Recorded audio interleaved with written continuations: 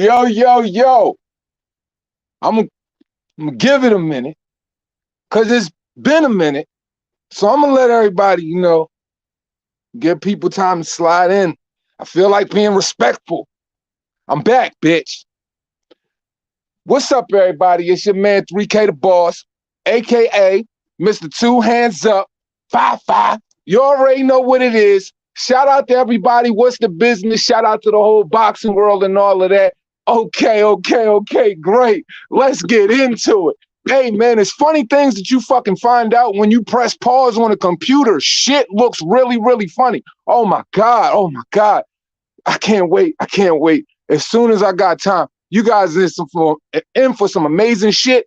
But until then, we gonna have a fucking blast. Like this. I love breaks. I really do. Because when breaks tend to happen, during the course of a break, shit happens to pop off.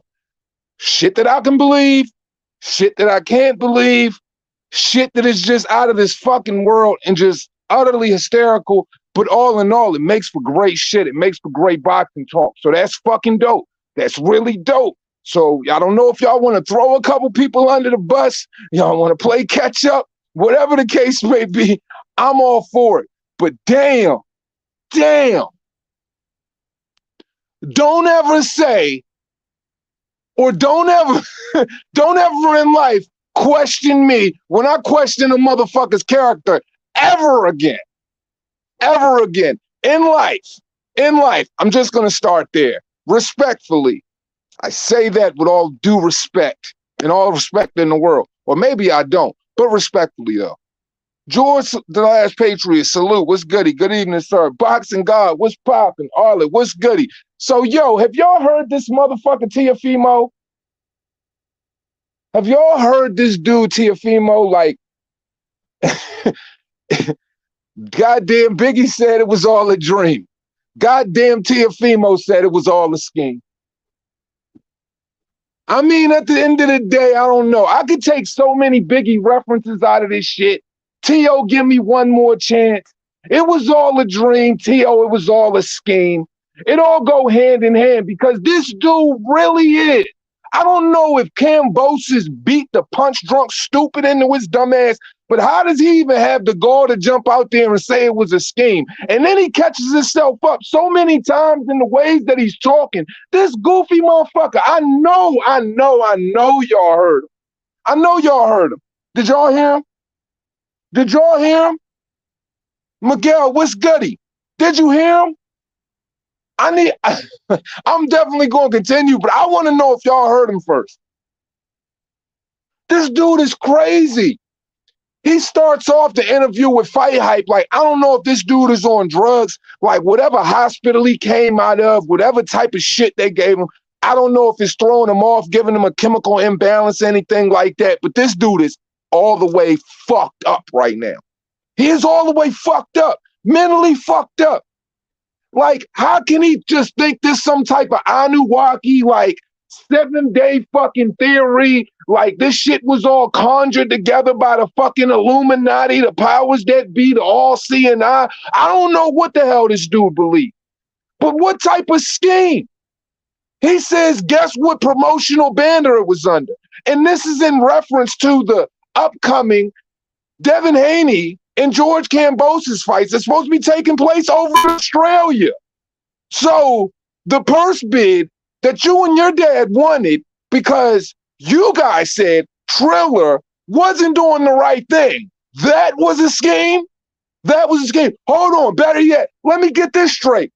Hey, dummy, you do realize that Devin Haney is signing a co-promotion multi-fight deal with Top Rank to make this fight happen while taking lesser of the majority of the chips that are on the table just to break foot off in that ass and become undisputed.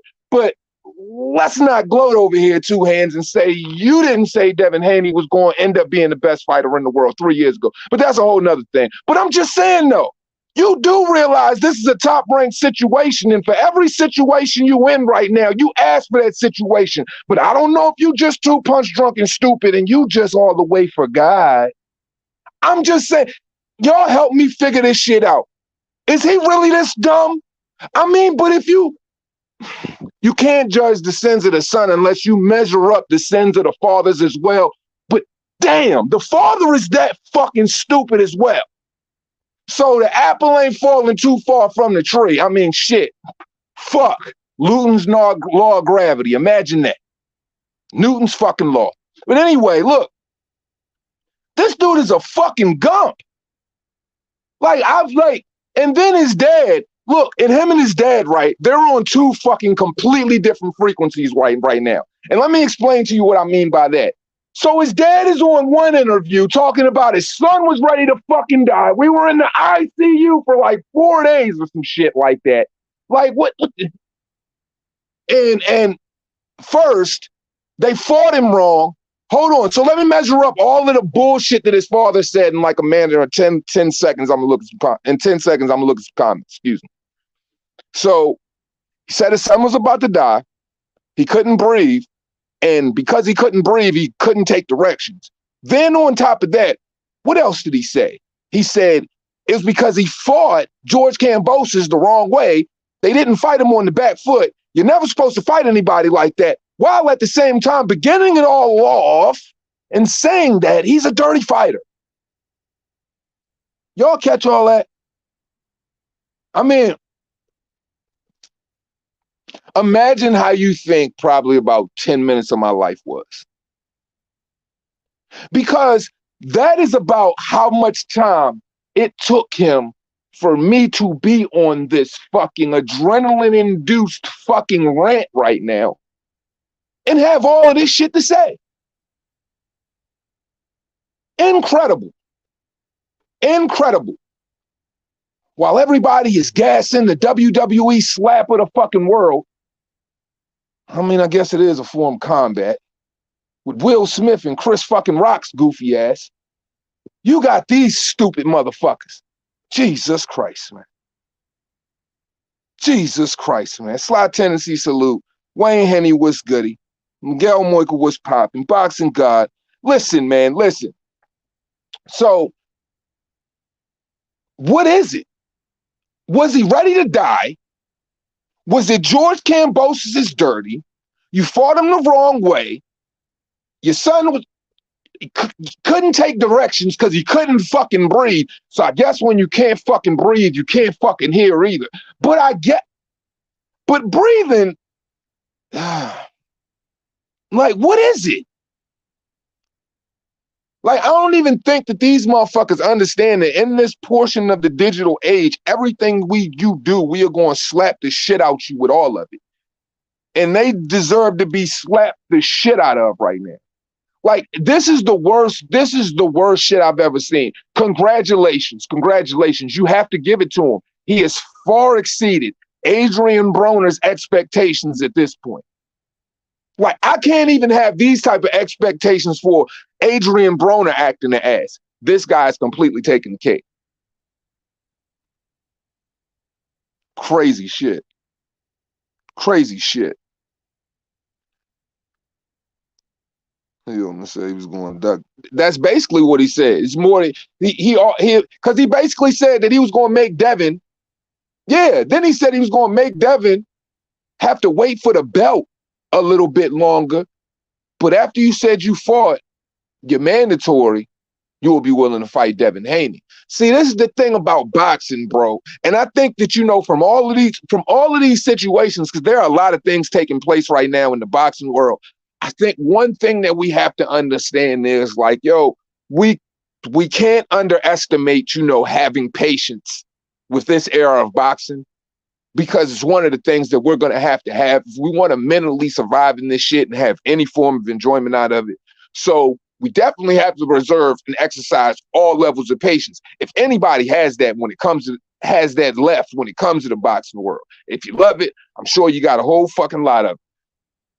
But anyway, because we jump the gun and we say certain things about some of these guys, and then we come to find out that they haven't even really defined their character when it comes to us truly being able to interpret if they understand and necessarily have the proper skill sets and the ability to weather the storm, because there's two levels of it. There's a mental one and a physical one.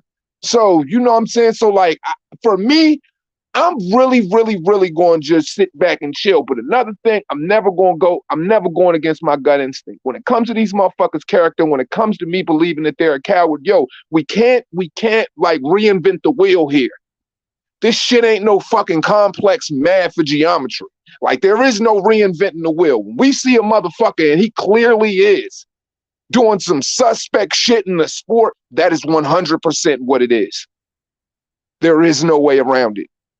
Because if you duck the motherfucker at this angle and you didn't live up to it, and then you get at it on this angle and you didn't live up to it, at the end of the day, it's all the same shit. So whose feelings are we sparing here? Are we sparing the boxers, or are we sparing our own?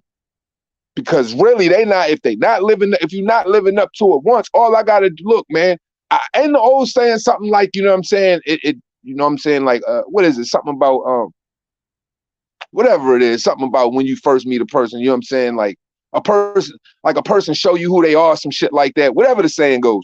But whatever the hell it may be, I'm just saying, when a motherfucker show you, oh, that's what it is. When a motherfucker shows you who you are, it's upon you to believe them. And I think that I'm pretty sure that, you know, we should have believed T.O. when T.O. started showing us the shit with Devin Haney. But at the end of the day, man, it is what it is, man. This dude is a goofball. I don't know how he thinks he can go up to 140 pounds and have any type of success, because I don't believe that to be possible for a guy like that at this point.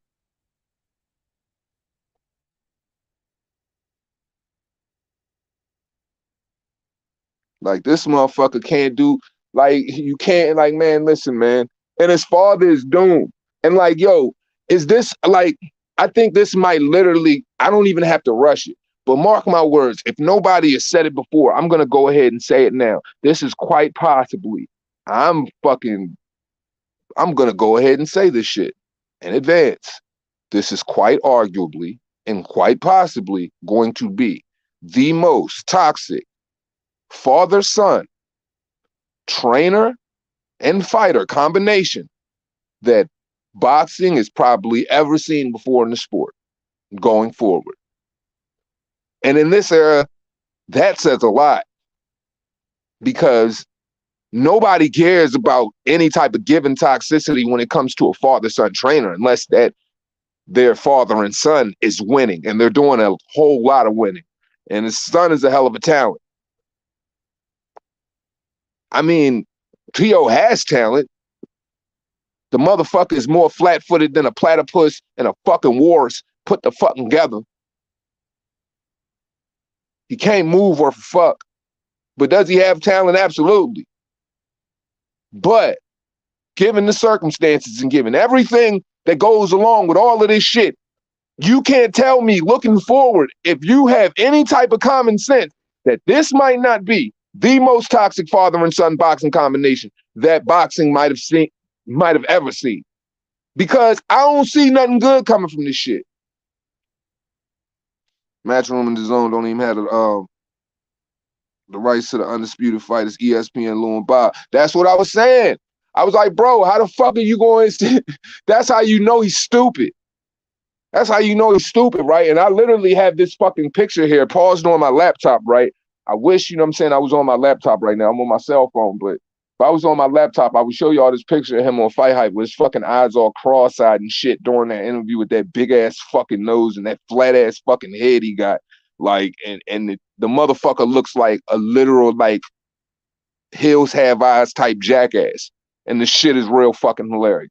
I wish I could show it to you. Matter of fact, I'm making a point to share it and show it to y'all later. But, man, look, this is as toxic as it gets, man. And what if motherfucking, man, look, I'm telling you, bro. This shit is, but look, we thought Deontay Wilder was bad. I guess it does get worse. I mean, or am I a little too forward in saying that? I mean, does Teofimo Lopez and does T.O. Sr., I mean, does that equal Deontay Wilder level toxicity, or does their toxicity far exceed it? Or am I being a little too ahead of myself and saying some shit like that? But if it's all made up of the same thing, then why not give him that same type of praise if that's what it is? But it seems like that's what these guys are going for. Sometimes, like, I really believe when motherfuckers be doing shit, I'll be like, yo, you got to be playing for me for fucking stupid, because I really don't want to believe certain people are that stupid. So I like to believe that I'm like, yo, these motherfuckers got to be trolling, to give them the benefit of the doubt and shit. Because it's just like some shit is so blatantly stupid. Like, it's almost like you challenge yourself that maybe you're being gullible in believing some of the things that you're hearing. You feel what I'm saying? I know that shit was a lot to take in for real, and I just smoked, so, but I know that shit kind of made sense though at the same time.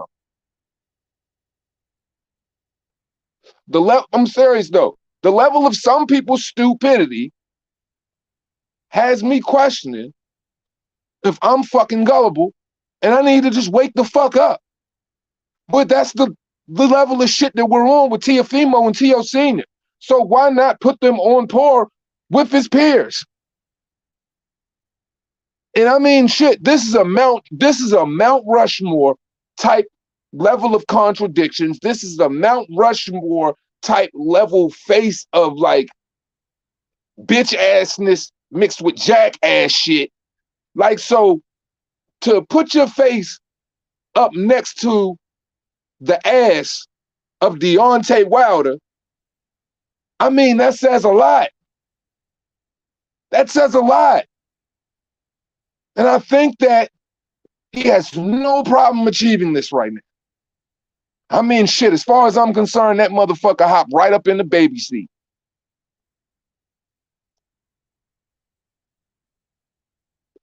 This is insanity. It's equal toxicity. King Wilder still has the crown. Look, man. And all of that is cool. You know what I'm saying? Because, and that was like one of my main things too. I guess, like, call it my level of empathy for Wilder. When I was just like, yo, I'm just not going to bash on this dude with everything I got, you know what I'm saying, for no reason, when boxing, and there's so many other boxes that we should probably be talking about. But when it comes, and then there's always another one around the corner. I guess I underestimated the shit. There's always another one around the corner, and we have Teofimo Lopez to thank for that. You know what I'm saying? And this motherfucker don't even know. Like, when he, like, yo, his PR campaign, yo, anybody who signed up for that shit, they either getting paid hell of a bag or they just gonna stay the fuck away from it. Yo, you couldn't be this motherfucker lawyer at all. You couldn't be his lawyer. That motherfucker, if you were ever to go out and try to win a case, every time you go to court with this motherfucker, you're going to have to go in the back room, try to talk to the judge, talk to the state's attorney and shit like that, and try to cut a fucking deal, because there's no way you can go to you can't take this dickhead to trial. He's fucking up everything. Just saying. Just saying. Tio was an ugly dude for real. One of his mother was drinking when she was pregnant. Well, I ain't gonna do that to him. I ain't gonna do that to him. Hey, the comment, whatever the comment says, it's what they believe and it's how they feel. And I, for one, have no problem with it. It's a free country, free speech. God damn it. Boxing has even watered down my prediction. I like Haney, but his fights to me show he lacks executionary skills to finish. See, for me, I don't know. Motherfuckers might take some way, because everybody know that I've always felt like, out of all the lightweights, Haney was always the superior athlete, the superior boxer, and always felt like he was the top dog out of all of them. So, at the end of the day, I'm just of the belief that, you know, Devin Haney doesn't have to have executionary, like, instincts or attributes. I mean, execution, I wouldn't say that he doesn't have a killer instinct. I believe him to have that. I just believe that Devin has always fought in a familiar system. He's always boxed. I mean, he's boxed out of that Mayweather system and fought with a lot of people. Zab Judah is his godfather. So he's always fought with the belief of boxing with finesse, boxing to hit and not get hit. And all of his tutelage is from people that do so. So for Devin Haney to go in and fight with that style, and knowing that he doesn't necessarily possess a certain level of pop. Maybe he hasn't grown into his grown man body. He's still very young. So that might come down the road. These things can happen. This is what he does. And at the same time, adjusting in his pro system, I mean, we'll have to see. But for me, I think that people just expect Devin to do what Tank does, and Devin's never going to do what Tank does, and that's not what I'm saying you're saying. Or people expect Devin to do what T.O. does. We can't measure up what this fighter does to that fighter or that fighter does to that fighter. We can measure them up stylistically when it comes to matchups or wishful thinking or whatever. That's perfectly fine. But if we're just expecting this motherfucker to go snooze a nigga like T.O. or this one to snooze him like Ryan would snooze him with a body shot or whatever the case may be, that's never gonna, that's not gonna happen. And honestly, stylistically, that's just boxing. You know what I'm saying? Some people favor certain skills or certain things that other motherfuckers might not fuck with, or certain appeals might not be, necessarily appealing to other folks. But I just think that what Devin does, I think is highly effective, and it's always going to cash in as long as if you can once he gets monster comfortable in it and up in the tempo and really wilting motherfuckers and putting supreme damage on them, I don't think he'll have a problem making anybody fall. In the same way that fucking Shakur Stevenson just fought God damn it. Help me out here. Y'all know who he just fought. God damn it. Who did he just fight? He fucked with Bud Crawford and all them. Just because I want to Jamel Herring. Jamel Herring. Too many fighters here this era are mentally broken after dealing with their first loss. Some don't act mentally tough after a setback. Whoa. Since we're going there, what the fuck happened to my boy Miguel Burchell? Wow, man, look, listen, I gotta be a realist with y'all. Boxing is never too hard for me to fucking watch. Ever in life. But man, was Saturday that shit hard to watch. That shit was hard to watch. Oh my God, that Miguel Burchell fight versus Nakathila, man, that shit was hard to watch, man. I mean, you watch him go out there, you look at the game plan, you look at what he's doing from, the initial opening of the bell and carrying on, and these are all the wrong things that Miguel Burchell shouldn't be doing. I'm like, hold on. So we expect to make this guy, who's a very stiff, upright, fire fucking fighter, you know what I'm saying? The moment he get touched, he's just going to throw so many at you. It's hard for you to get in. That type of offensive opponent, we're going to try to make him start circling laterally, trying to shift his shoulder. So, okay, you're doing 4 or 5 you're putting 2, 3, I could see 2 or 3 things off the jump that he had going on that was too much for Miguel Burchell to process as soon as he entered the fucking ring. Like, he's trying to shift his shoulders, he's trying to move laterally, and he's trying to get out the way of fucking punches. What? On his first fight back, after getting knocked the fuck out. Like not knocked out, but what was it, 13 months? He was out for 13 months? I don't even know if 13 months was even fucking correct. This motherfucker might have needed to take 2.5 years to get his shit together. Restore his confidence, maybe get a little battery in his back. I don't know, get the feeling different, knocking out a couple fucking bums in the gym, doing something, but anything. Like, bro, that motherfucker might have been sitting in the dark for fucking 9. Like, I'm sorry. But seeing this dude trying to process all of that shit, man, I'm just like, man, what the fuck is going on right now? Like, he didn't know. And it's sad, right? Because the motherfuckers like really, really invested it. From what I saw, okay, you try to invest in learning all the things you needed to know because in those circumstances, you did not want to feel what you felt against Oscar Valdez. So you got rid of your own trainer, got rid of the new guy, got with the new guy, and you suspected to have different success, and you taking all of that shit in, and you're really trying to make that shit work in the ring, but it felt highly uncomfortable, but it's because it's something that's foreign to you. Fuck just trying to fucking, dude, just trying to move lateral. That shit would have just motherfucking like, that probably would have been enough for him. You got to take, when a fighter loses like that, and you're going to take a fighter out of his element of what he does on a regular basis, bro, you got to make sure you really, you still cater to what he does well, and then just add a little bit of shit into it, bro. That shit was bad. He talking about he coming back, man. Like, why, bro? Why? Like, man, look, man, I would like to see that dude take a long time off. Man, seeing that motherfucker get that motherfucking mouthpiece blasted out his mouth like that, seeing him take those type of shots, looking at how timid he was in the ring, looking at how he got the mouthpiece blasted out his mouth and how he was enjoying the fact that he had some type of time and shit like that, not even realizing that he's out on his fucking feet. You know what I'm saying? Man, that shit was too much, man. I'm like, that coach didn't do him no justice.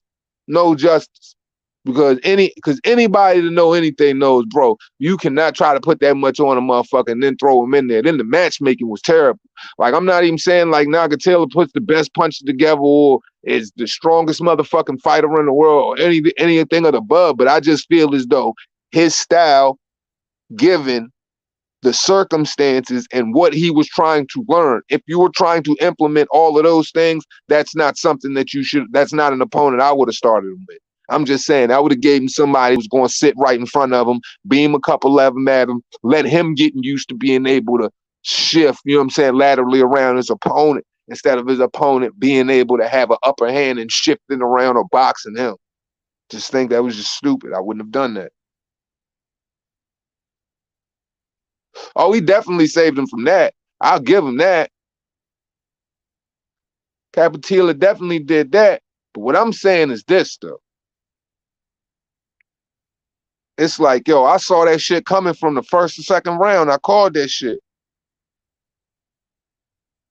I called that shit in the second. I called that shit in the second round on Twitter because I was saying shit about it on Twitter, right? I was like, yo, I said, man, looking at the way this dude's coming out stylistically and how he's moving and everything that's going on from what I'm saying, this shit is gonna end bad. Soon as he got touched, soon as he started getting in touch with that jab and shit like that, it was just like, okay. It's kind of like, bro, like you know when you see a defenseless a person who's in a defenseless situation, and it's just like, damn, you know this motherfucker really shouldn't even be in it. And the person who's doing the fucking emasculating of the other individual, he kind of necessarily just kind of look real soft for doing some shit like that. But there's really nothing you could do about it. You might not be there. You might have just witnessed it on YouTube or some shit like that. Like, that's how I felt watching that shit, bro. That's literally how I felt watching that shit. I ain't like seeing that man get done like that, because for me as a coach, I noticed from the third round, if I was a coach in that situation, I noticed from the third round, he ain't had no business being in there. And okay, yeah, he had his moments to where he was catching him with some shit. It's not motherfucking okay.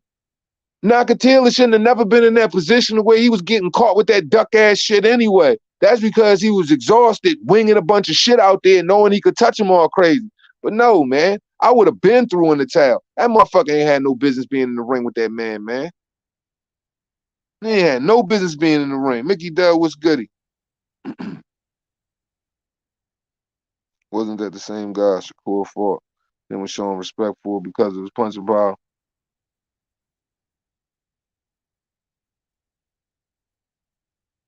I know Shakur fought him. I don't remember if Shakur was really showing him respect for his punching power though.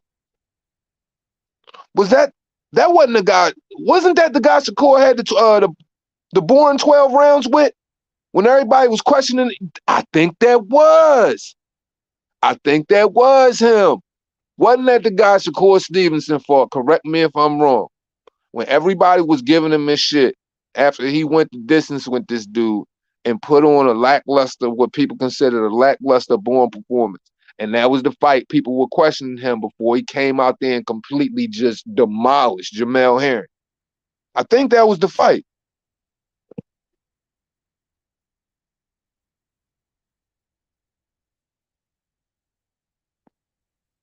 Yeah, he got 1 round. He definitely got 1 round, that's for sure.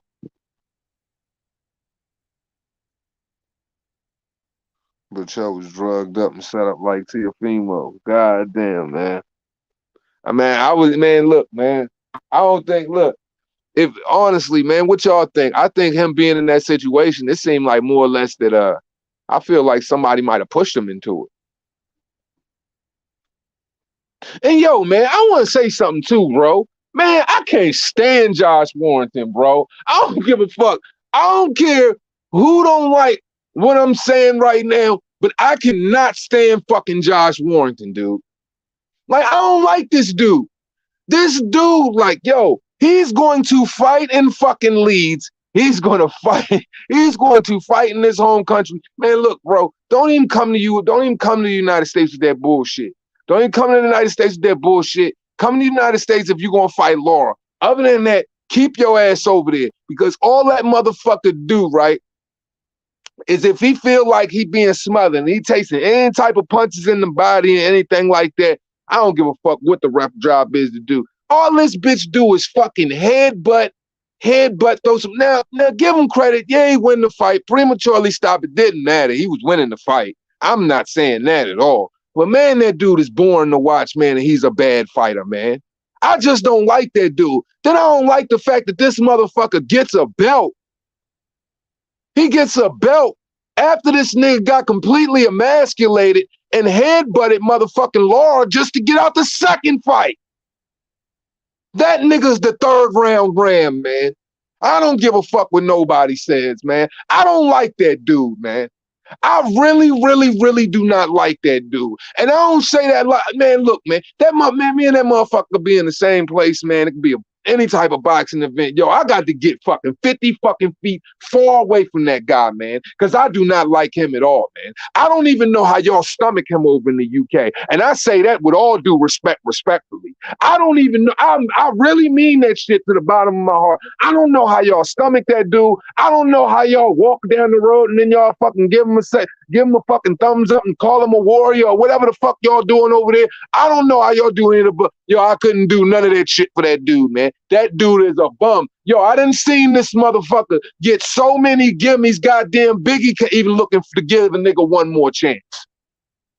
God damn, man. This is out of control, man.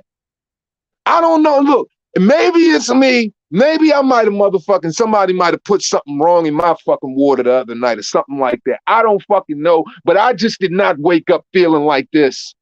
I felt like this for quite some time now, but every time I watch him and I try to give him another chance, other people I might talk to might like him and they might watch him. No, as a matter of fact, I don't know how anybody likes him. I don't even think I know anybody that likes him. I do not like Josh Warrington. I don't.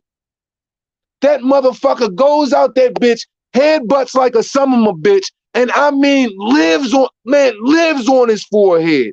What's that old movie I watched where that motherfucker was punching the dude and he was literally putting down his fucking forehead the whole time, and he was like, forehead, strongest bone in the human body. Forehead, strongest bone in the human body. That's what that motherfucker reminds me of. Every time I watch him fight, dude. I don't like that guy, man. Jesus Christ, man. I don't know what he feeds off. I don't know if he feeds off the home crowd, Mickey Dub, or I don't know if he feeds off grass. I think he feeds off fucking grass. Cause the motherfucker moves like a goddamn third round ram. He don't do nothing but headbutt. The motherfucker head. Listen, man. Fuck feeding off the crowd. The motherfucker's feeding on grass. That dude's a fucking joke to me, man. A fucking joke, man. Fight Laura, man. What is up with all of these dudes with losses that be getting these title shots, man? Same shit with Tiafimo. How did this motherfucker get his ass whooped at 135? He going up to 140 in the WBO talking about get this motherfucker a title shot, and Jack Catterall got to move back to third. Huh? Oh, man. What the fuck are we talking about?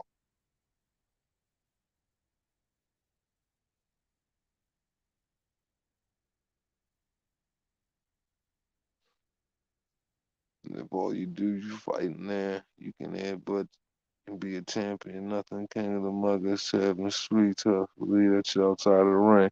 Man, that dude, look, man, he's the king of it. He's the king of it. And the crazy thing is, it's like what I guess what I get. Okay, let me be more clear than just like being fucking like all immature and joking about the shit. I mean, I really do seriously mean, with all due respect, that I just dislike his fighting style. Not like I got anything against Josh Warren, but if I'm more specific about it, okay, he got destroyed by Laura. He goes out, he fights Laura again. What happens in the second fight? All in 3 rounds, this dude headbutted him up so much because he was getting smothered, and the shots were so thudding that he used that same tactic. And that's the thing about when I watch him fight. It doesn't matter what fight I go back and watch. He throws 1,000 freaking punches that amount to nothing, and people and fucking nobody but the commentators give him credit for things that aren't even going on in the fight, and people gas that shit. But more or less, the headbutts against Laura, the fight's over in the third, and then I'm watching you do the same shit against Kiko Martinez. And it's just like, okay, dude, it might work against a 38-year-old fucking Kiko, and the ref is just letting you just go crazy with it to where he only warned you twice. He literally only warned you twice, and something that I don't care if I was sitting in the bleeds, I could see you doing the entirety of the time. And I'm not soft on boxing to where I'm like, yo, everybody got to get like calls for everything to where it takes away from the fight completely. No, I'm not saying that. It's just, with all of those things working together, it just shows me this is like, bro, if I put you in front of that same dude, you know who we talking about, you would not be acting like this. You would be wincing in a corner, your bones would be bruised, you would be getting beat up, and if the same scenario took place, even if the ref let you get off like that, and they would be hoping that you cut and they could call it a punch or whatever and give you the dub, if they gonna move like that, that shit wouldn't go down with Laura. Laura's gonna fight you and knock you the fuck out, no matter how many headbutts you giving. So yeah, do all of that shit, nigga, look cute for the 38-year-old man, man. But I'm just saying, bro, I don't be feeling that shit, bro.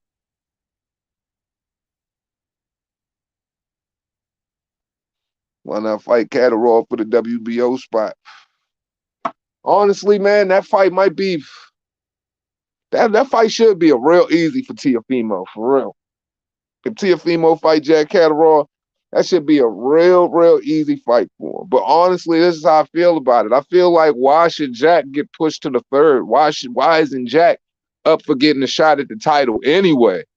Like, what is the point of having reviews and all of this other shit going on if we not even going like really put in place the right shit?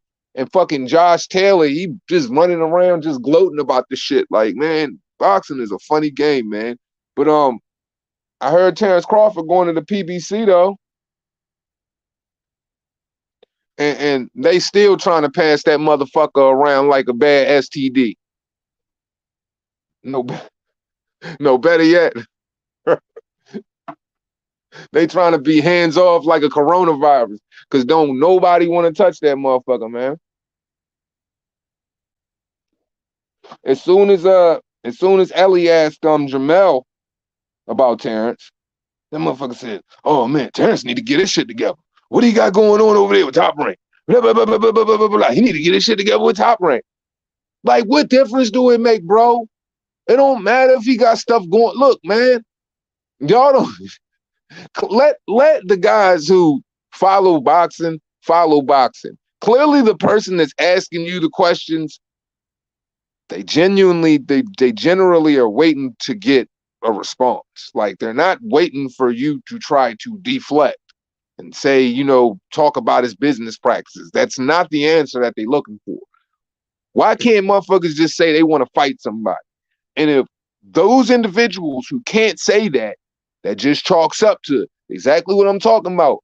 Yo, if the motherfucker just can't admit that, look, if the motherfucker don't come to 154, I bust his ass. If you don't know anything about a WBO championship option or anything like that, just shut the fuck up. Why can't you just answer the question straight up? Because nobody wants to deal with that motherfucking tornado of a problem. It's embarrassing. And the crazy thing is, he about to motherfucking, oh man, whether it's Ugas, whether it's goddamn Spence, one of them about to get tore the fuck up.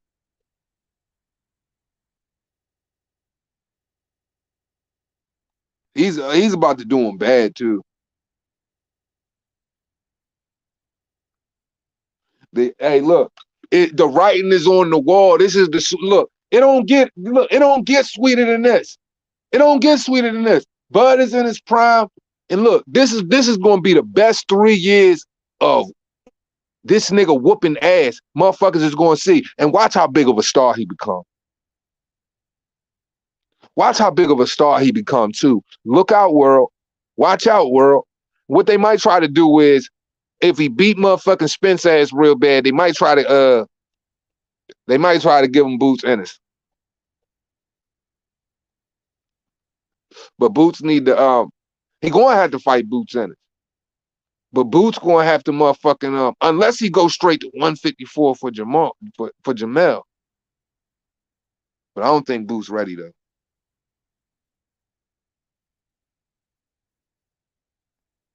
It's gonna get ugly though. Like this shit, like for real, honestly, Tank leaving, if Tank leaves, supposedly Tank is leaving Mayweather. And the way Mayweather spoke is, and that, once again, the wrong approach. If Tank leaves, go to the zone matchroom route, it makes all the sense in the world right now for his career. It's buku dollars over there with him and Eddie Hearn, right? So he can make all of the fucking money in the world. But then not only that, Devin Haney go over there and beat George Kambosos in Australia, which I don't even doubt that he will do. If that happens, though, there's always an if. Tank Davis is in prime position to go over there and fight Devin Haney, and them boys can mix it up. If I'm Devin Haney, if I'm Tank Davis, and I'm looking at my career and all of the years that I've wasted with Mayweather, and based off of that interview that I heard, the way Floyd looks at fucking Tank, because Floyd got a hold of Tank, spying on Tank, got a hold of Tank when he was what, 16, 17 years old. Like he was eyeing this nigga 16, 17. So you got a hold of Tank so young, you moving this nigga around like he your kid. And I think that's probably why Tank resent him like that. And even when he talk about him now, he talking about him like he his son or some shit like that. Like, so Tank at 27, if Tank don't get it right now and go take the toughest fight he can get for the best money and be in the best situation, Tank is wasted because he only got 5 years. He only got 5 years to get together. 32 and beyond, you're going to have to start taking what they give as far as contracts with obligations and shit like that, especially if you don't have no value. Tank had superb value. I will say that.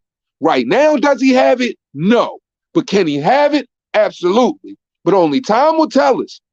If Tank Davis was really in a situation, one, because Mayweather and PBC was confining it, keeping him from matches and stonewalling him from matches, or B, he really was bullshitting on not wanting them shits and putting the gas and pumping the brakes on, because there's a lot of money sitting right there for him. And can he be bigger than every single one of them? Absolutely. Absolutely. Because I don't care what nobody on this planet says. You can't deny him stylistically. You can't deny the power that's in his gloves. You can't deny that he has some skill there. Does he have holes? Absolutely. Every fighter has. But you can't deny the skill there. You can't deny that there's something there. You can't deny if he was with the right promotion and he fell in the right situation and jumped head first, because he always has the upper hand in what fight he's going to pick. Because I'm telling you this right now, I don't give a fuck if motherfuckers was going to get Lomachenko or Kambosos or not. If Tank wanted that fight, he would get that shit before motherfucking Lomachenko. Kambosos would take that shit over Lomachenko fight, a Devin fight, whoever. And that's the ability of what he can do with his star power, but he has to do the right thing. And if he don't do it now, it ain't gonna work out for him. I promise you that.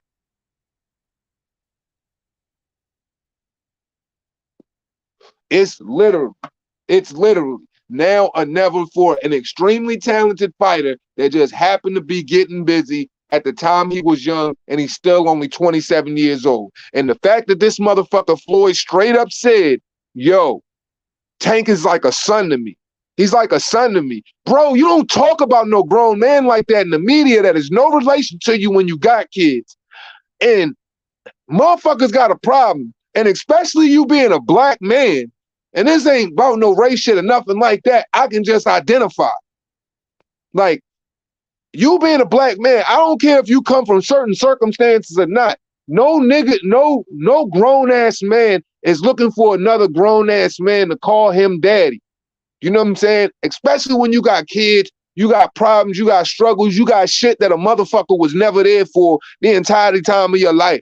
He only came around and played a position to get you in a position because, for one, it was going to make you money. Now, all of this dad talking, all of this shit that Floyd kicking out his fucking gums, how the fuck could you be thinking or have any PR team behind you when you would realize you don't share a drip of this nigga blood, you ain't walking a drip of this nigga's shoes, and would you be on that daddy shit if that motherfucker didn't have the talent he had right now? Absolutely fucking not. Would he be out of Baltimore if he didn't have the fucking talent that he has right now, or what you might have saw in him? Absolutely fucking not. So what is all this daddy shit we on? No, you saw aggression that if you could harness, you can make fucking top dollar off of. But in the end, what you did with it, you fucked all the money up. And now you're going to see another motherfucker get with it. And what you're going to do is you're going to criticize the motherfucking process the whole way and sit up there and throw out that bullshit that you built the kid up the best way you can when you didn't do none of the right shit with him. And that's just the fact of the matter. If a motherfucker ain't going to tell you that, I'm going to tell you straight up. Because now after looking at it, after it all trickles downhill, why is this nigga's last motherfucking fight on his contract and you got this motherfucker Rolly Romero? Now, if that doesn't show you a selfish, tight motherfucking can't squeeze a penny nor a quarter out the ass type motherfucking promoter, I don't know what does. Because I can look at Eddie Hearn, the white man, I repeat, to all you motherfuckers who think like niggas out here. I'm talking to all you dudes that think like niggas out here. I can show you a white man that was willing to take Demetrius Andre, put him over at Fox. Motherfucking let y'all do whatever with him, as long as this fighter was going to get at them belts. I was watching a motherfucking white promoter who took Devin Haney. That motherfucker wasn't even signed to no contract, just doing business with him. And you had this motherfucker for how many years? And what did you give him? Leo Santa Cruz. Come on, man. That shit burns me the fuck up, man. That shit really burns me the fuck up, man.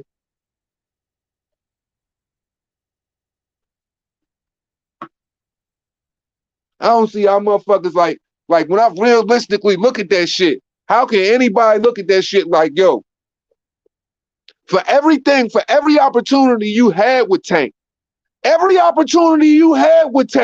you let that shit fly to the wayside. And then not only would have built him up, you would have built boxing up. Cause fuck what the niggas be talking about what the lightweight division could be, what it could be with all this talent. Man, Floyd could have been the catalyst to kick all of that off. So then it makes me question of an individual, because I'm highly disappointed because I've always been a big fan of Floyd. But it makes me question as an individual that was a fan of you, invested a lot of my money into you, when it's just like, damn, like how much do you really care for a dude when you sitting up there calling them, you know what I'm saying, sitting up there saying he like a son to you, but look at the opportunities and then look at the landscape of his peers and look at the opportunities around him. Like, bro, tell me nobody could decipher how Tank felt after watching motherfucking Teofimo Lopez win those belts from Lomachenko. I think he was the first motherfucking professional boxer in the lightweight division to tweet. Then you watch the same Teofimo Lopez, who isn't as gifted as far as boxing IQ and athleticism as him. You watch this dude get his ass stomped by George Kambosos. Do you know how much of a fucking double whammy slap in the face is that? As a person who is sitting in that weight range? Man, that motherfucker Floyd ain't do nothing for that man, man. He ain't do nothing for that man. Yeah, that shit is gonna be timeless TV, man. But it's gonna be time wasted too. That's the sad part. It's gonna be timeless TV, but it's gonna be time wasted on an individual who should have been doing so much more, bro. Like boxing, and see, because like I don't think people truly understand, man. Boxing is a game that's based on time, bro. It's all based on time. And how you respond in that time is how much money you gonna make over the duration of your career. Like when motherfuckers be adding up these dudes' money and stuff like that, when they look at the end of their career, bro, they ain't adding that shit up like, okay, this is what these dudes are sitting on right now. You talking about career earnings. And what career earnings, that means, you know what I'm saying, money spent as well. So he getting started from 27 or whatever the case may be. It all depends on the moves he make right now. I think my man took advantage of a young kid who just didn't have it all the way together, who really believed in a guy who, you know, he watched, you know, come up and do certain things first, which is only natural for any, you know what I'm saying, kid, any believer, and anything that, you know what I'm saying, any profession you fuck with. But man, that man wasted a lot of time, man. A lot of time. I don't know what it, I really don't know, man. Like for me, man, it just bothers me because it's just like, okay, what I know Coach Calvin got all the heart in the world. Like no bullshit. Like Coach Calvin ain't no sucker in his bones. And I know Maryland, and I know, you know what I'm saying, and I can say to a certain extent, I know how Baltimore feel about its fighters, man, and people who represent us. And we ain't going for none of that like popcorn, like, yo, this person ducking and sliding around this person and that person. We're talking all the best shit about carrying fake belts because that shit put a fake light on our state, our cities, our towns, and all of that. And we don't motherfucking, and nobody want that from any town or city that they from. They don't want no fighter representing them the wrong way. When Maryland consists of a large amount of the ATGs, man. We got a large amount of ATGs. I ain't talking about Hall of Famers. I'm talking about ATGs, man.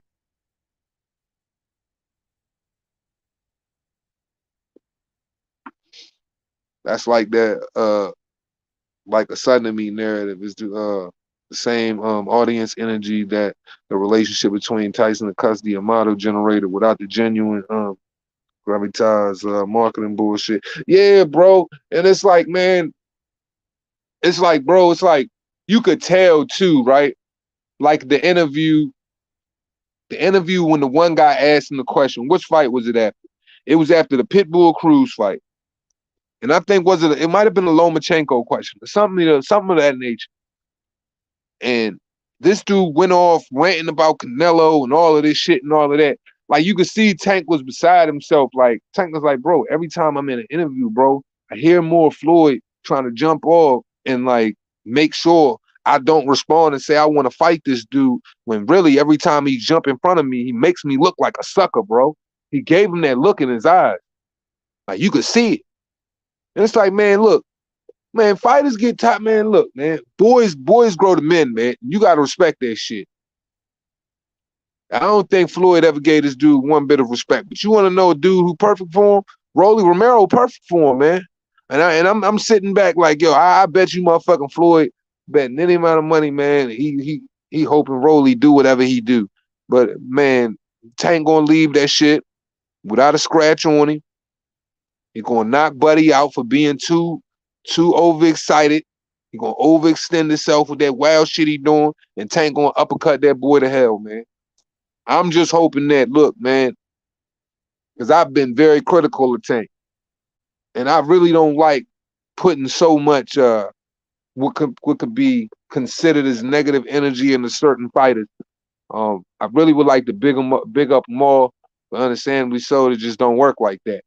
Um, I just, you know what I'm saying, hope that he just make the best moves for his career, man, and actually do some shit that we as fans won't get cheated on because the Tank that I remember, man, like when he won his title off Pedraza and shit like that, like that was a Tank that I knew was like really on to something, man. That I thought that I really was ready to invest a lot into that kid. And then it just got to so many years of the same thing over and over and over again. And it was just like, bro, like what more can I do, man?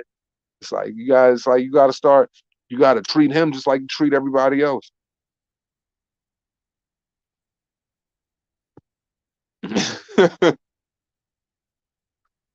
Come on, man. Who was Aaliyah, bro? This nigga said I hope he beats on him for Aaliyah. Come on, man. Was that the victim, bro? Allegedly? Is that the victim allegedly?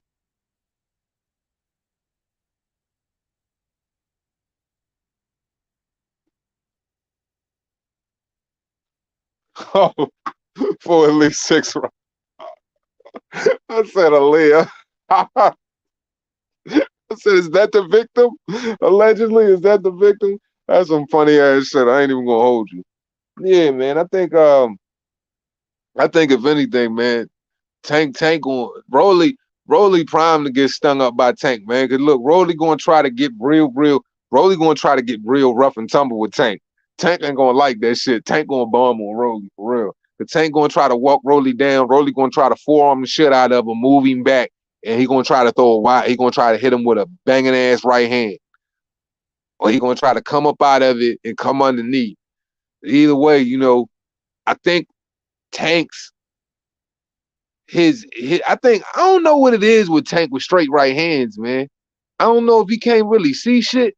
I don't know if he get the angles fucked up because he the shorter fighter or whatever the case may be. But he gets stabbed a lot with that right and left, that straight right and left hand. Rolly is 100% garbage, man. 100% garbage, man. He's sun baked dumpster juice. He ain't even hot dumpster juice. He's sun-baked dumpster juice. You know that real sticky, stinky shit when you try to walk out to your car from the apartment complex and you shit, and you just like, what the fuck is that? Oh, that ain't nothing but Rolly Romero's boxing career. That ain't nothing but Rolly Romero's boxing career. Don't you worry. We're going to get away from that smell as quick as we can as soon as we make this left. Get away from that, all of that. Rolly Romero's boxing career, man. Some smelly shit. Gotti line, what's up, my guy? Yeah, just talking a lot of shit, man. Just giving Tiafimo his black flowers, talking about all of the interesting shit that's going on in the boxing world, man. Right now we talking about Rolly Romero and Tank Davis.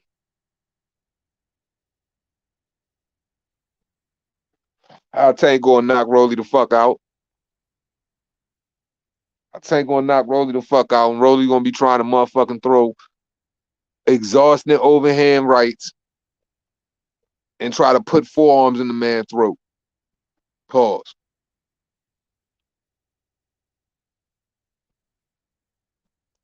Bad luck.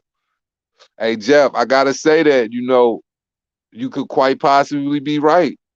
Because one thing I can say is Tank has leaky defense.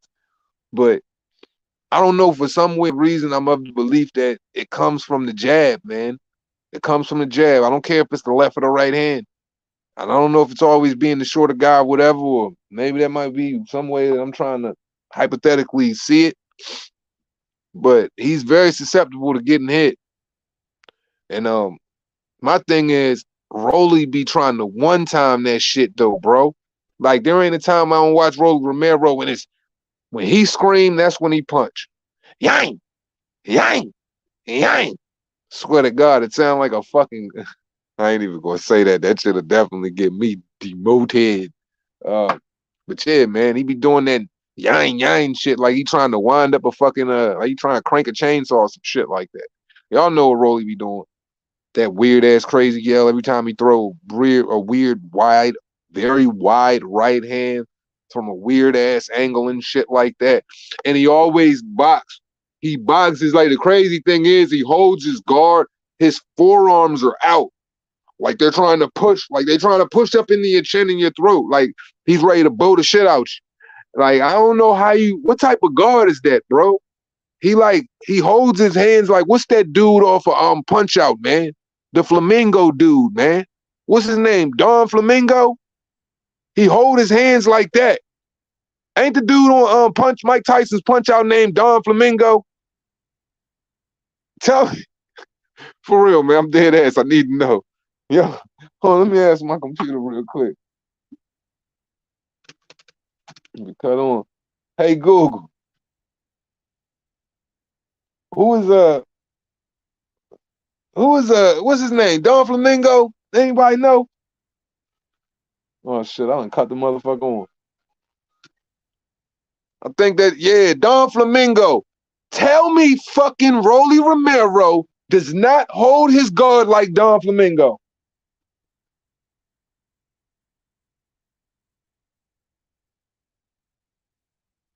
But Navarrete's style ain't necessarily ugly. Navarrete awkward. He's awkward and effective. I can't call Rolly Romero awkward and effective. He literally will miss a punch and throw a fighter to the ground. And the judge will give him a point for that shit. Like, I ain't bullshitting.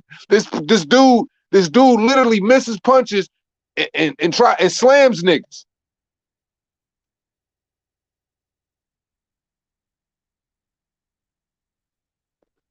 I don't know what look. I don't even know how Rolly even who thought to sign this dude? Like, why? Cause you seen what happened when he fought the what's his name, man? Somebody tell me the Dominican cat name, man. Who the dude that just beat his ass for real? 12 rounds straight. Nigga couldn't lay a hand on him. I say his damn name all the time. I'm having a bad time with names tonight, man. I shouldn't have smoked first.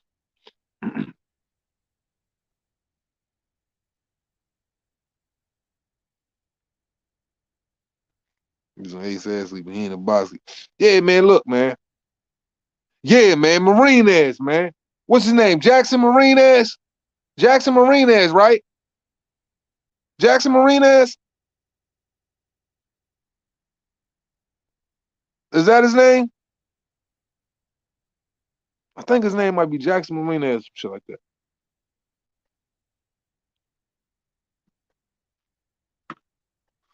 I gotta see if we got them in stock at the store.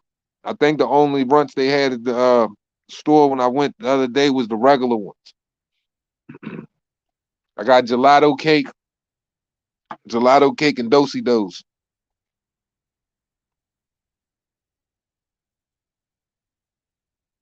Yeah, man, that dude Jackson Marina, he outboxes this dude effortlessly. And the crazy thing is, man, I think you know what I'm saying with Tank Flow, you know what I'm saying, his movement, you know, the fact that he's such a short, like Tank definitely like I consider Tank's style and his aggression kind of like a great white shark because you know how a great white shark attack a seal or it attack anything in the ocean, right? It come from the bottom and it bullets up with a real quick punch, especially on top of the water. And that's how Tank uppercut is. He'll get inside on you, right? And he'll keep that fucking high guard in front of you and push you back, get inside of you, keep one on you or keep you focused on that one that's going to come because you got to worry about him because he got that ball. And as soon as you might open up, that bitch just come. Boom! And he punch you with that bitch like a great white, man. Tank like that shark out the water with that shit, man. Like that dude, man, I just want to see that man make a sensational move, man. Because man, I ate the worst thing in the world, man. Shout out to one of the greatest movies ever, man. A Bronx Tale, man. The worst thing in the world is motherfucking wasted talent, man. That is literally the worst thing in the world. And I would hate to see Tank wasting his talent, man. Going life and death with fucking with nobodies, constantly in like low tier, like bickering engagements for press activity. Because he could do so much more than that. So much more than that, man.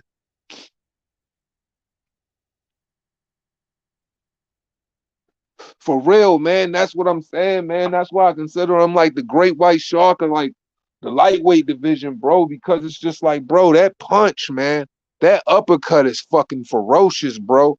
I think that shit needs to have its own, like, sports science, like how they be doing on ESPN or Fox Sports or whatever, how they show you the speed, the trajectory, and how it comes out, what it's equivalent to, and shit like that, bro. They probably throw a great white shark up that motherfucker. No bullshit.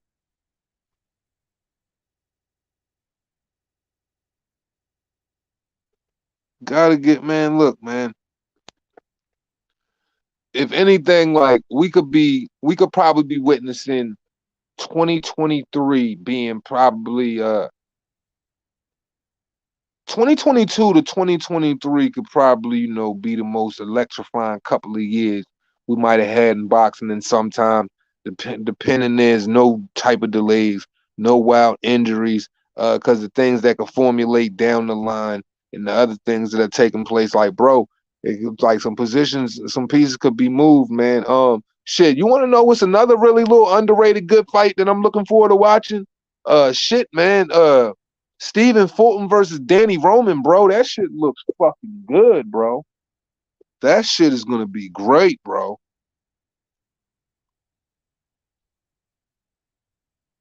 Yeah, man. I'm really optimistic this go round, man. I hope boxing I hope boxing really delivers because for quite some time now, the people have been craving a solid year.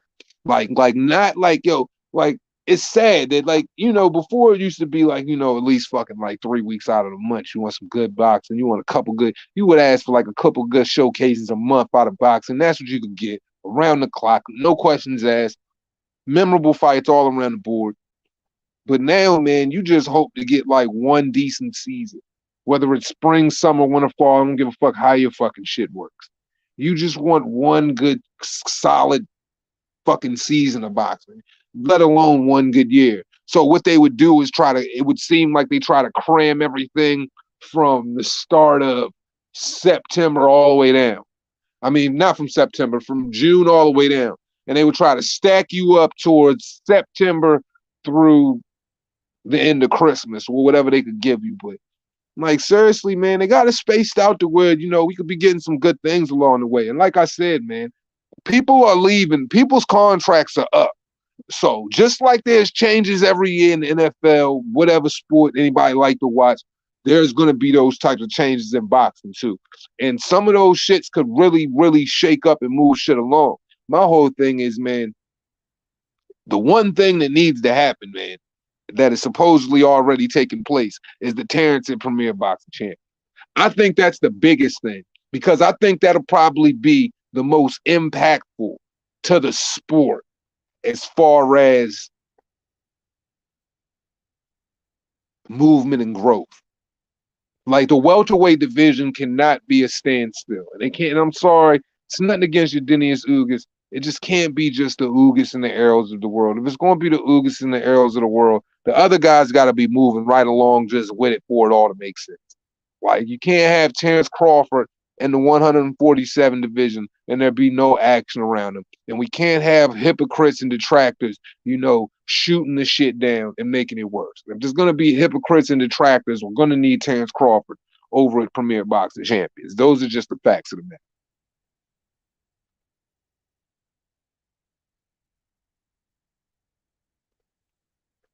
Yeah, bro. That's why it's like, bro, like I literally be sitting with the motherfucking laptop, the TV, and sometimes my cell phone, bro, and I just try to, what I'm saying, make that shit all work.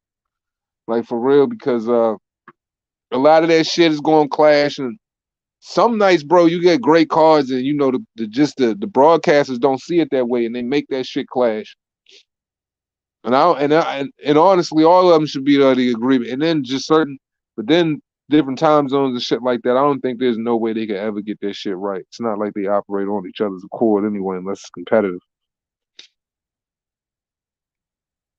But shit, Usyk and Joshua, if the way Eddie's talking is going to be narrowed down to June.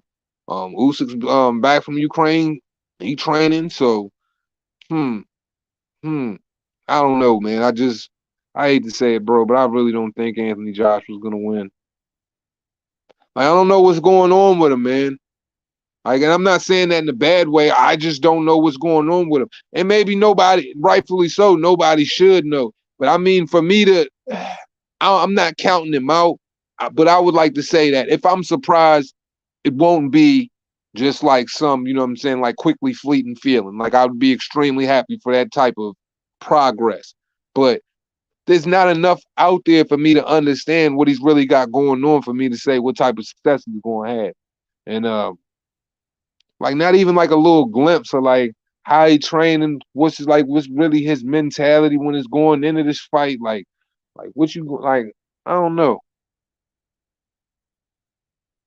But I'm hoping he go out there and do something. And if he gonna go down, bro, like I would say this. If Anthony Joshua loses that fight and he goes down, bro, he could salvage his shit by just going out that joint, making that motherfucker hit the canvas, man. Just make that motherfucker hit the canvas, man.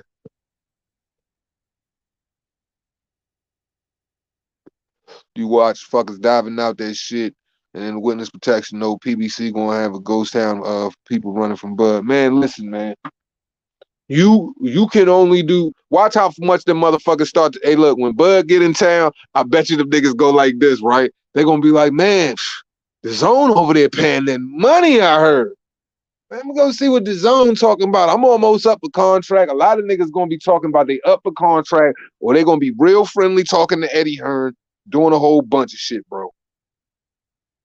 Watch. No question. These guys are gonna be they're gonna be so friendly to Eddie Hearn from here on out. You're gonna see a whole bunch of fucking Charlo FaceTimes. Because look, if Charlo can't get past Castano, let's be honest here. Let's be honest here. If Charlo has those type of problems with Brian Castano, and I take nothing away from Brian Castano, but I'm just of the belief that fucking Terrence Crawford would have none of those problems. None of those problems with either one of, excuse me, with either one of them. Both of them get stopped.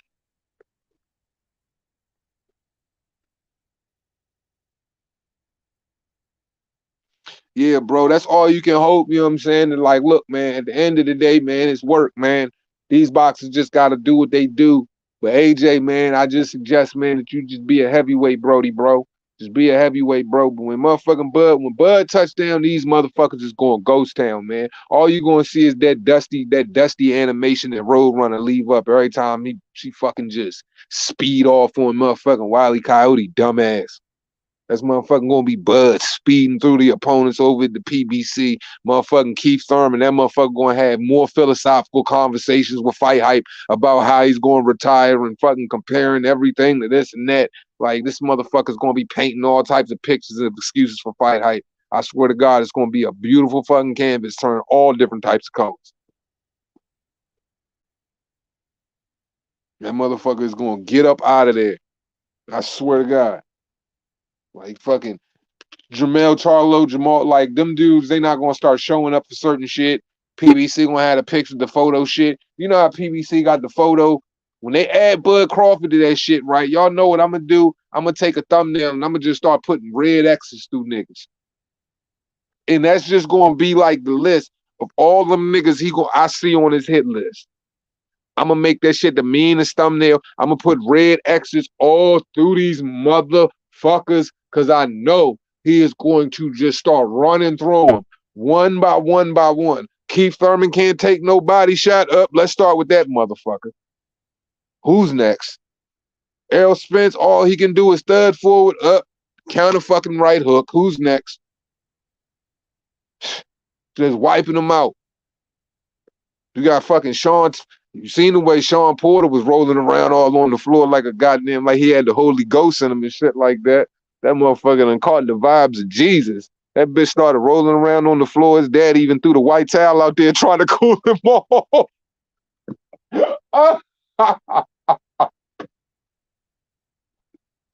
Sean Porter caught the Holy Ghost when he fought Bud Crawford. Daddy threw the white towel out there trying to cool him off. Referee mistaked it before he was quitting. Or at least that's what I heard. That's what I heard back here in Cleveland, Ohio. I heard that's all it was. That boy caught the Holy Ghost. Crawford going to send Thurman back to the hippie fest. We're going to leave that boy all types of bleeding, all types of leaking. It's going to be a funny, look, man, it's going to be funny because all of them dudes getting X'd out, bro. X'd out.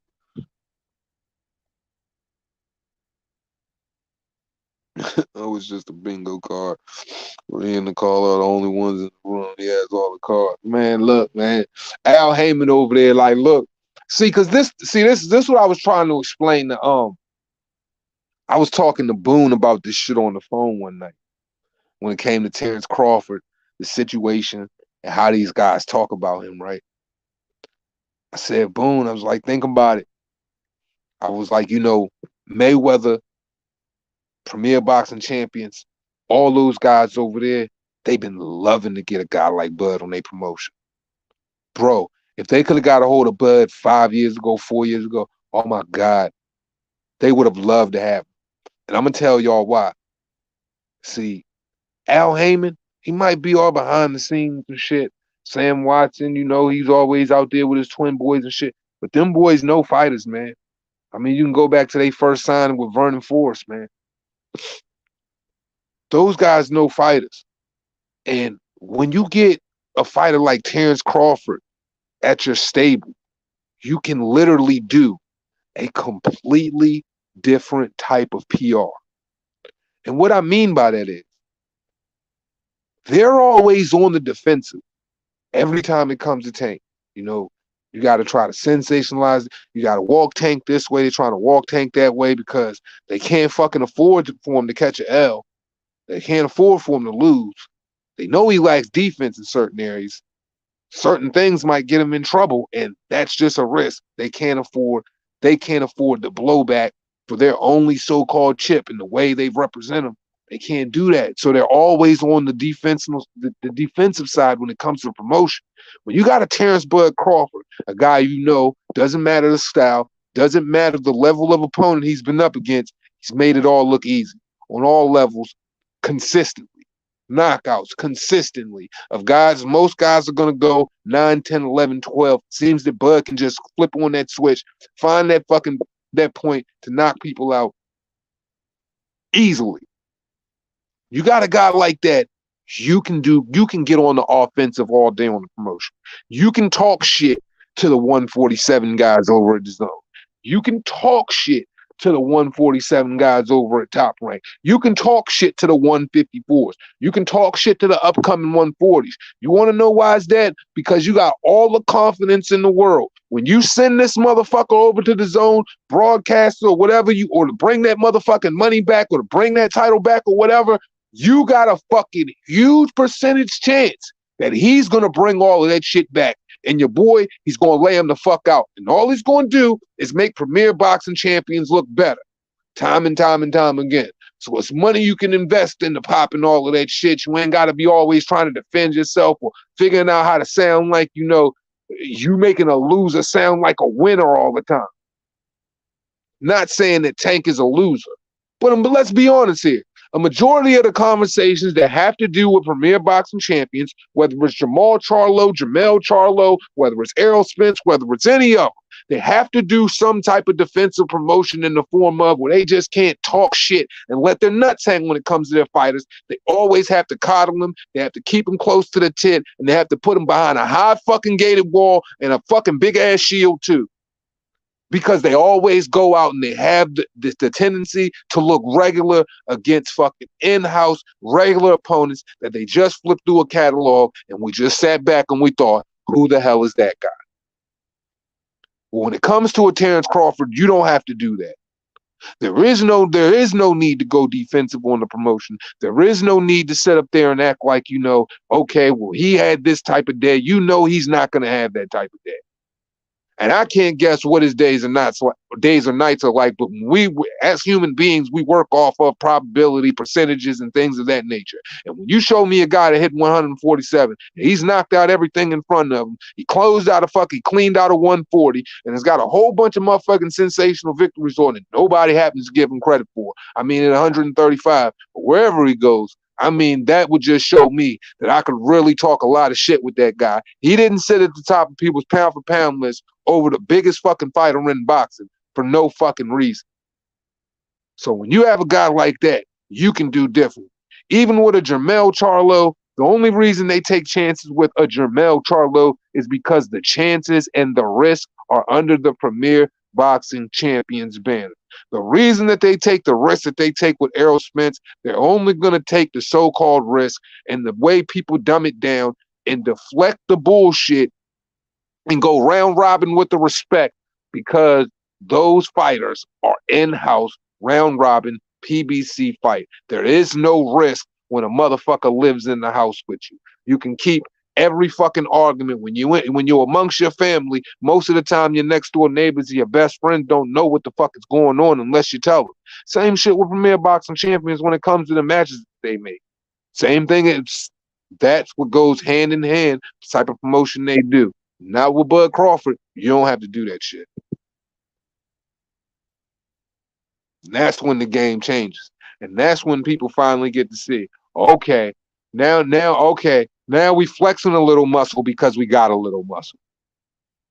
Why are they doing? So I don't want people to be surprised when they see them doing things differently on that side net.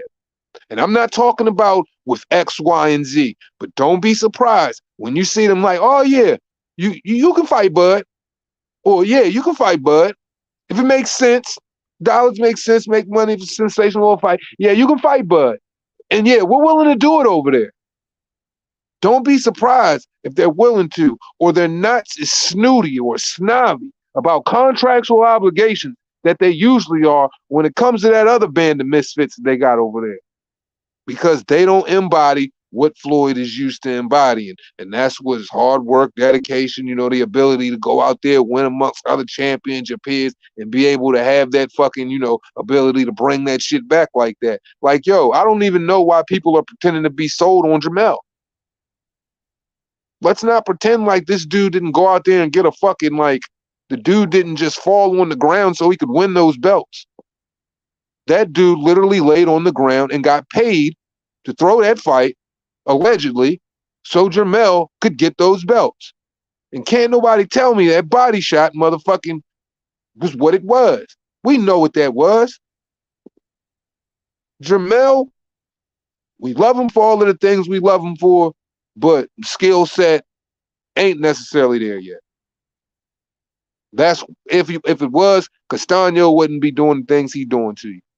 And that's nothing against Castano, but I'm saying though, I'm sure we all watched boxing on a whole completely different higher level before.